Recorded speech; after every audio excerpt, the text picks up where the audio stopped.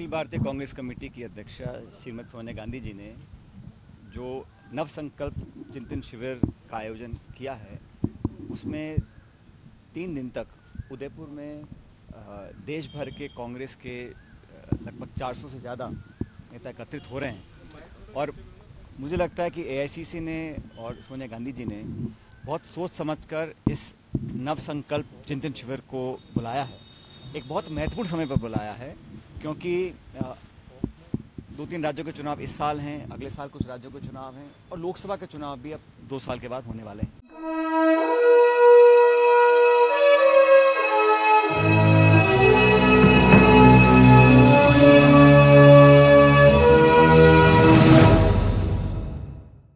नमस्कार, मैं कशिश और स्वागत है आपका नेक्स्ट 9 न्यूज में। सचिन पायलट ने राजस्थान के उदयपुर में 13 से 15 मई तक होने वाले कांग्रेस चिंतन शिविर से पहले एक बड़ा बयान दिया है। जी हां, बताते चले कि क्या कहा है उन्होंने। कांग्रेस युवाओं को नेतृत्व में आगे रखने का हमेशा से प्रयास करते रहे हैं।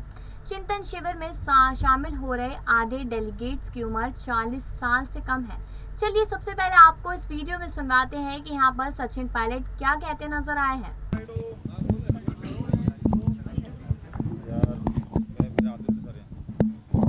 अखिल भारतीय कांग्रेस कमेटी की अध्यक्षा श्रीमती सोनिया गांधी जी ने जो नव संकल्प चिंतन शिविर का आयोजन किया है, उसमें 3 दिन तक उदयपुर में देश भर के कांग्रेस के लगभग 400 से ज़्यादा नेता एकत्रित हो रहे हैं। और मुझे लगता है कि एआईसीसी ने और सोनिया गांधी जी ने बहुत सोच समझकर इस नव संकल्प चिंतन शिविर को बुलाया है। एक बहुत महत्वपूर्ण समय पर बुलाया है, क्योंकि 2-3 राज्यों के चुनाव इस साल हैं, अगले साल कुछ राज्यों के चुनाव हैं और लोकसभा के चुनाव भी अब 2 साल के बाद होने वाले हैं।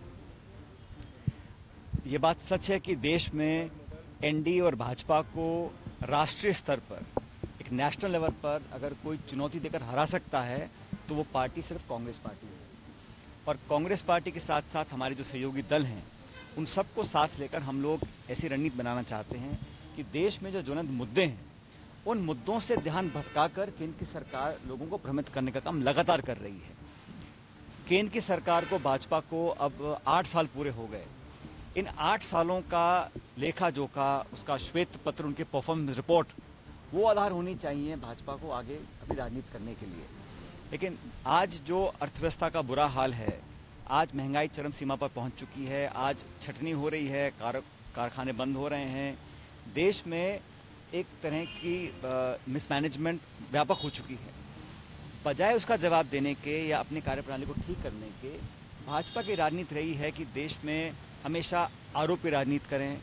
आज भी गैस का सिलेंडर जो 1000 रुपये का हो गया, पेट्रोल डीजल 125 रुपये लीटर पहुंच गया, खाने के सामान की चीज़ें महंगी हो रही हैं, आज भी वो पीछे मुड़कर यूपीए सरकार को, मनमोहन सिंह जी को और कांग्रेस पार्टी को दोष देते हैं।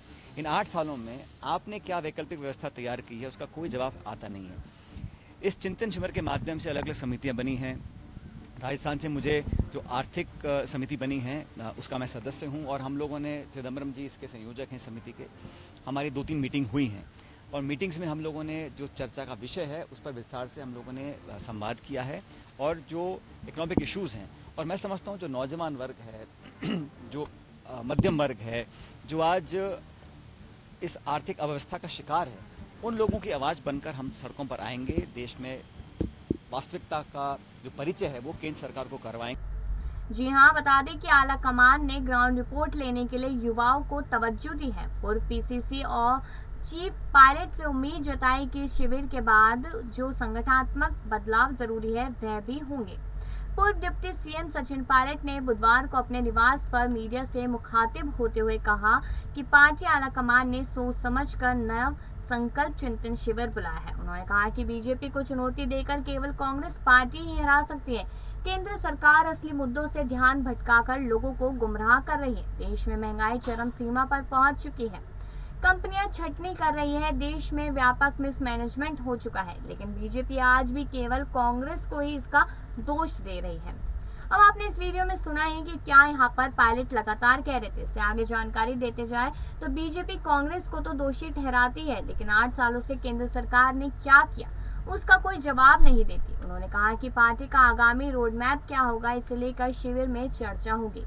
इस शिविर के बेहतर परिणाम सामने आएंगे, ये भी कहते हुए नजर आए कि चुनाव जीतने से बीजेपी को क्लीन चिट है, लेकिन जबकि लोग चाहते हैं कि अमन चैन कायम रहे, केंद्र सरकार लगातार देश की संपत्तियों को बेच रही है।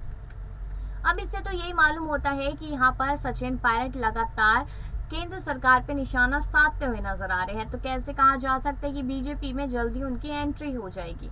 इसके आगे बताते चलते हैं कि देश में गहराते बिजली संकट पर केंद्र सरकार को घेरते हुए कहा कि क्या उसे इसकी पहले से तैयारी नहीं करनी चाहिए थी। उन्होंने कहा कि पूरा देश आज कांग्रेस की ओर देख रहा है कि हम आने वाले समय में बीजेपी को चुनौती देंगे। उल्लेखनीय है कि उदयपुर में 13 मई से 15 मई तक होने जा रहे कांग्रेस के चिंतन शिविर के लिए पार्टी के बड़े नेताओं ने वहां डेरा डाल लिया है। शिविर में कांग्रेस के देश भर के बड़े नेता जुटेंगे और अपनी अगली रणनीति पर चर्चा भी करेंगे। लेकिन देखने वाली चीज तो यही होगी कि सचिन पायलट जिस तरीके से बीजेपी पार्टी पे निशाना साधते आ रहे हैं, तो क्या ये पूरी तरीके से इशारा होता है कि कांग्रेस पार्टी एक बड़ी जिम्मेदारी यहाँ पर सचिन पायलट को जल्द ही दे सकती है। देखना लाजमी होगा, लेकिन आपकी क्या राय है कमेंट सेक्शन में जरूर बताइएगा। और बाकी ऐसी खबरों के लिए देखते रहिए नेक्स्ट 9 न्यूज।